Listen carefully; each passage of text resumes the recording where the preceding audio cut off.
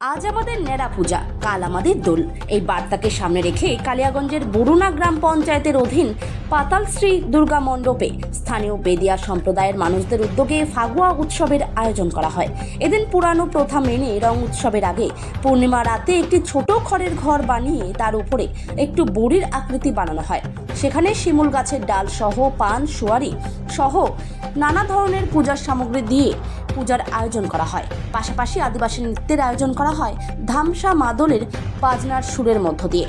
এরপর গ্রামের সবাই মিলে বুড়ির ঘরে আগুন লাগিয়ে দেওয়া হয় এবং আনন্দে চারপাশ দিয়ে ঘোরা হয় আদিবাসী নৃত্যের মধ্য দিয়ে।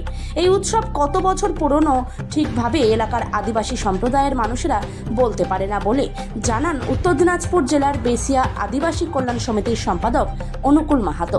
উৎসবের শেষে সকলের মধ্যে খিচুড়ি প্রসাদ বিতরণ করা হয়। আপনার নাম ও আপনি কি দায়িত্বে রয়েছেন এখানে? আমার নাম অনুকূল মাহাতো, আমি উত্তর দিনাজপুর বেদিয়া আদিবাসী কল্যাণ সমিতির সেক্রেটারি।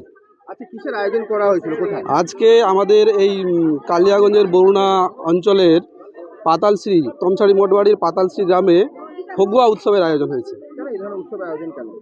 এই ধরনের উৎসব করা হচ্ছে, এটা হচ্ছে আমাদের একটা মানে বংশ পরম্পরায় আসা অনেক দিন আগে থেকে একটা উৎসব, যে উৎসবটার নাম হচ্ছে ফগুয়া উৎসব।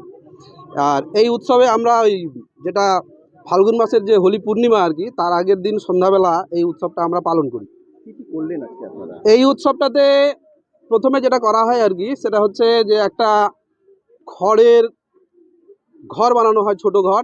সেই ঘরের উপরে বড় মতো করে একটা বুড়ি টাইপের চেহারার একটা অবয়ব তৈরি করা হয়, খড়ের দিয়েই তৈরি, বাঁশ আর খড় দিয়ে। তো সেইটাকে তারপরে পুজো করা হয়। আমাদের পুজোতে যেটা লাগে মেন, সেটা হচ্ছে একটা শিমুলের ডাল।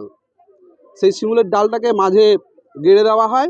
তারপরে সেখানে আবির, পান পাতা, সুপারি আর যা কিছু লাগে সাধারণ, এবং হাঁড়িয়ার জল যেটা থাকে আর কি, সেটা লাগে। সেটা দিয়ে আমরা পুজোটা করি। পুজোটা করার পরে সেই বুড়ি ঘর যেটাকে বলে আর কি, সেটাকে আমরা আগুন জ্বালিয়ে দিই।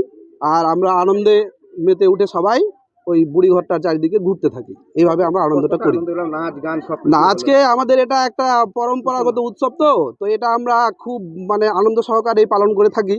তো এইটা আমরা প্রত্যেক বছর করছি এবং এইভাবে আমরা করে যাব। এবং আমাদের যে বেদিয়া আদিবাসীর যে একটা বৈশিষ্ট্য, সাংস্কৃতিক যে একটা বৈশিষ্ট্য বহু যুগ থেকে চলে আসা, সেটাকে আমরা বাঁচিয়ে রাখার চেষ্টা করছি।